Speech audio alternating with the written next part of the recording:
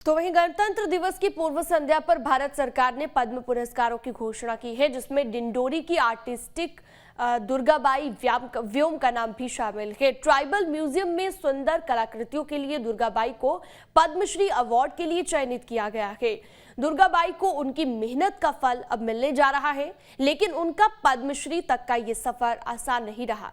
कला की बारीकियां सीखने के लिए दुर्गाबाई को कड़े संघर्ष से गुजरना पड़ा है। आपको भी दिखाते हैं।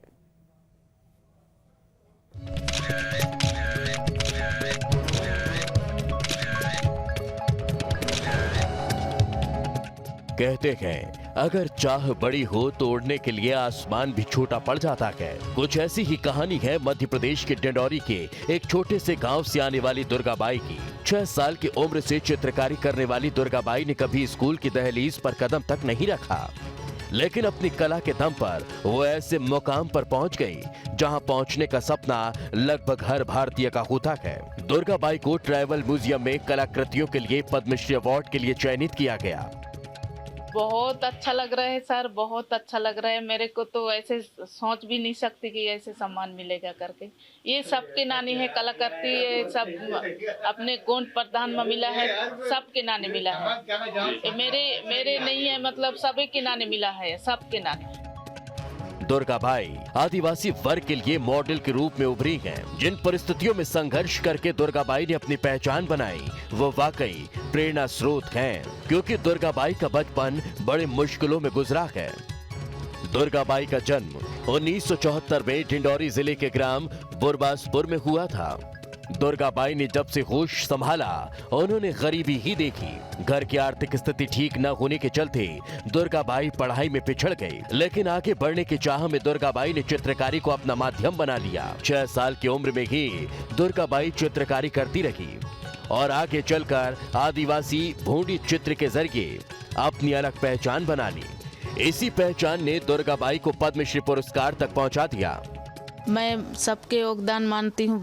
ये जो मध्य प्रदेश सरकार, भारत सरकार है, भारत सरकार और मध्य प्रदेश सरकार मैं धन्यवाद देता हूँ, बहुत बहुत धन्यवाद देता हूँ। और हमारे जो है ये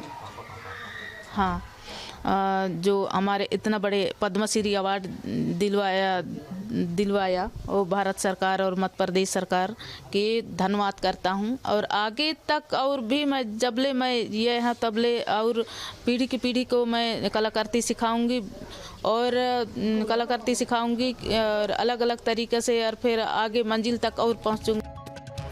जैसे कि दुर्गाबाई के नाम की घोषणा पद्मश्री पुरस्कार के लिए हुई, दुर्गाबाई और उनके परिजन खुशी से झूम उठे। घर में ढोल नगाड़े बजने लगे, मिठाइयां बांटी जाने लगी और फिर जो तस्वीर सामने आई वो वाकई में प्रेरणा स्रोत है। ढोल नगाड़े का मधुर संगीत हमें सीख दे रहा है कि अगर चाह बड़ी हो तो कठिन से कठिन राह भी आसान हो जाती है। सर जी, मुझे ऐसे लग रहा है कि पूरे सपना मेरा पूरा हो गया। मैं बहुत दिनों से ये कलाकृति में स्वर्गीय जनगढ़ सिंह श्याम जी ने हमको इस कलाकृति में लाया और हम उसी के बदौलत में उसी के कहने से काम किया। मेरी दिली चाहत थी कि इस प्रकार का अवार्ड मेरी मम्मी को मिले, क्योंकि मैंने उनका शुरू से संघर्ष देखा है। वो उनका जो सपना हमेशा से था कि मेरे बच्चे अच्छे से पढ़े लिखे, उन्होंने जो संघर्ष करके हमको पढ़ाया लिखाया है, उसके साथ साथ इस कला के लिए वो हमेशा हमको प्रोत्साहन देती रहती थी कि इसको लेके आगे बढ़े। और हम तीनों बच्चों ने मिलके इस कला को भी हमने निरंतर जारी रखा है। चाहे मैं अपने शब्दों में बयान नहीं कर सकता। एक खुशी बहुत ही ज़्यादा है। और जब हमें मंडला से जो कलेक्टर साहब का फ़ोन आया था तब भी हमें ऐसा लग रहा था कि हम सपने में ही हैं। लेकिन जब धीरे धीरे न्यूज़ में जब डायरेक्ट पता चला और लोगों ने बताया और फिर पेपर में भी आया है, मेरे मामा का फ़ोन आया था।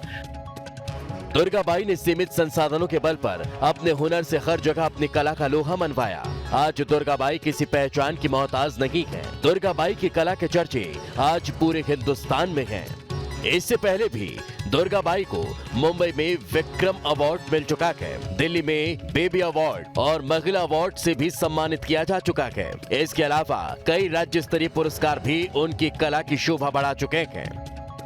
पद्मश्री अवार्ड की घोषणा उनके लिए सचमुच जीवन का सबसे बड़ा पड़ाव है। उन्हें उम्मीद नहीं थी कि उनकी ये कला एक दिन उन्हें नई पहचान दिलाएगी। दुर्गाबाई की कला की खास बात यह है कि वो चित्रकारी से कहानी बताती हैं।